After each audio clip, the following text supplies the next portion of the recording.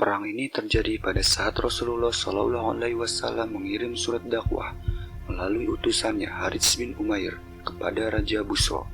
Ketika sang utusan telah sampai di sekitar Mukah, ia dihadang dan dibunuh.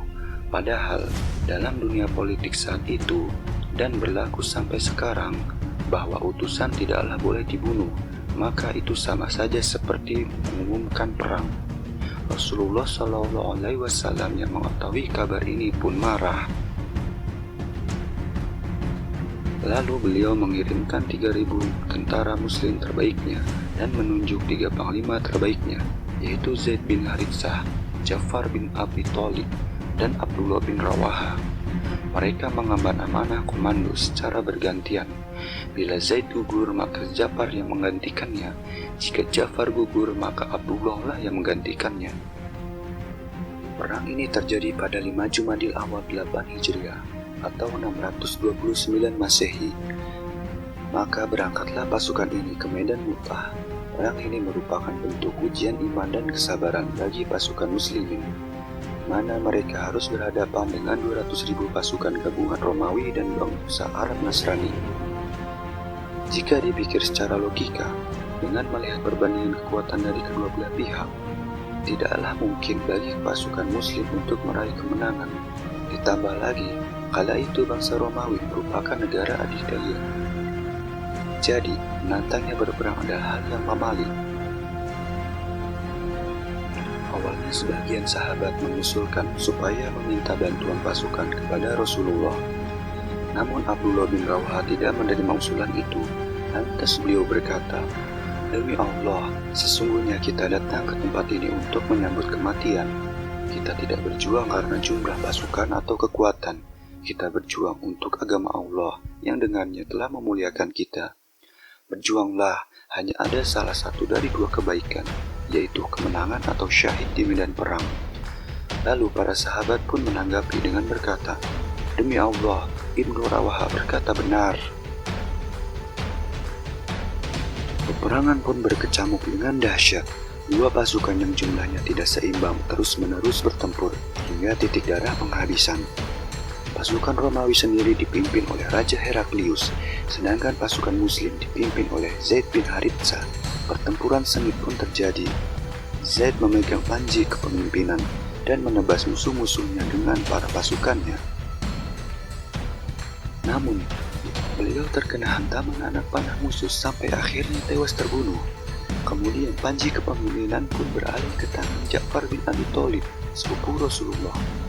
Perang pun terjadi dengan hebatnya.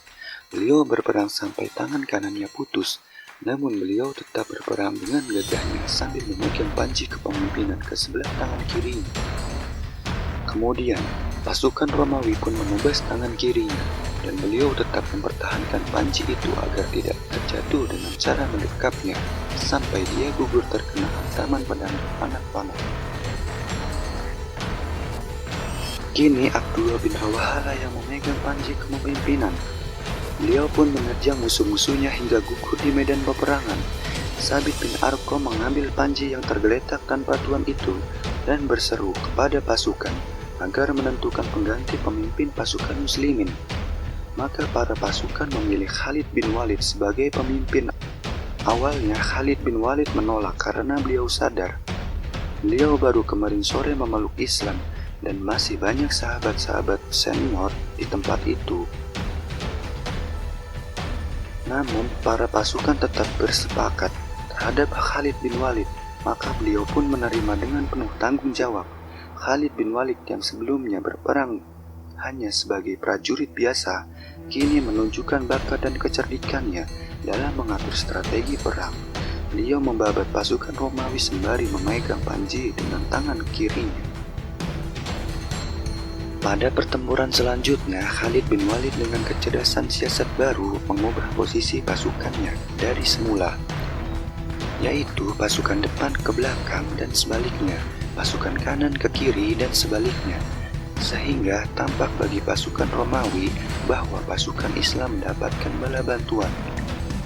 Dan ini membuat mental mereka jatuh dan menjadi sebab kekalahan mereka.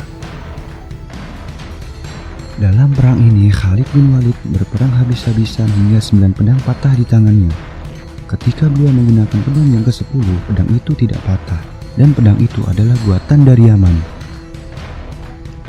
Lalu Khalid bin Walid dan para pasukannya kembali ke Madinah dengan selamat. Para ahli sejarah mencatat bahwa jumlah korban dari pasukan Islam hanya 12 orang, termasuk jenderalnya, dan pasukan Romawi sekitar 20.000 orang. Nama Khalid bin Walid semakin terkenal dan melegenda di pasukan Romawi dan juga di kalangan jenderal Romawi. Berkat kemenangan Khalid yang gemilang, apalagi gelar pedang Allah terus melekat pada dirinya.